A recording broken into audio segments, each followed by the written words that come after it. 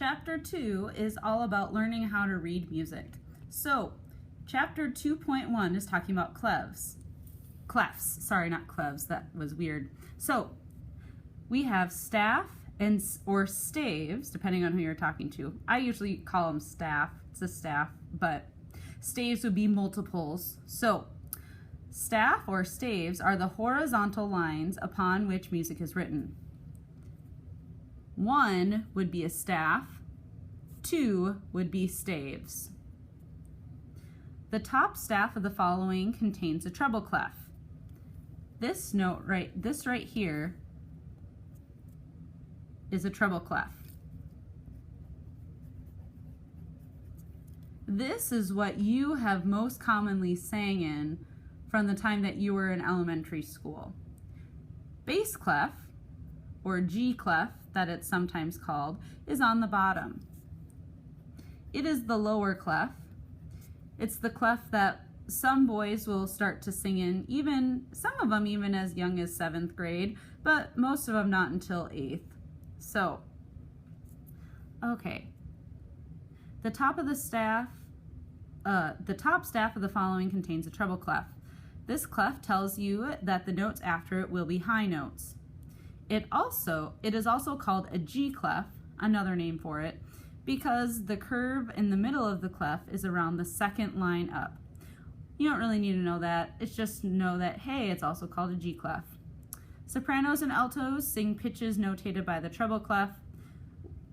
Music for tenors is usually written in the treble clef as well.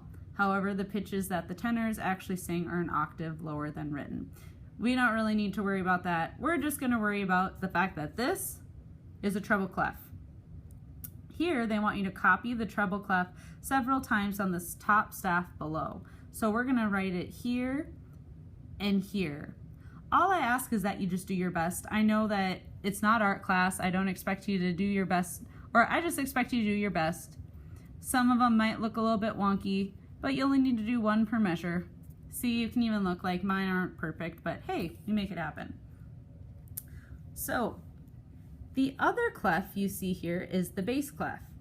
It notates low pitches and is also called the F clef because its 2 dots are on either side of the second line down. The 2 dots, of course, are right here.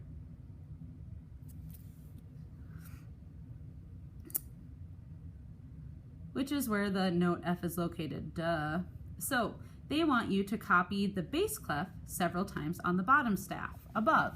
So that would be right here and right here. Once again, just do your best. That's all I'm asking you to do. So you're going to do 1 with your dots around the second line from the top, or the 1, 2, 3, 4th line from the bottom. So this is the Grandstaff. Right here is called the Grandstaff. It always has 2 lines of music and usually uses a treble clef and a bass clef. Piano music is written on the Grandstaff. The top line usually contains notes to be played by the right hand, while the bottom line contains notes to be played by the left hand. The 2 staves are always joined together by a bracket on the left side. As you can see, here's the bracket that joins them together on the left side. And the bar lines are written all the way from the top to the bottom of the staff.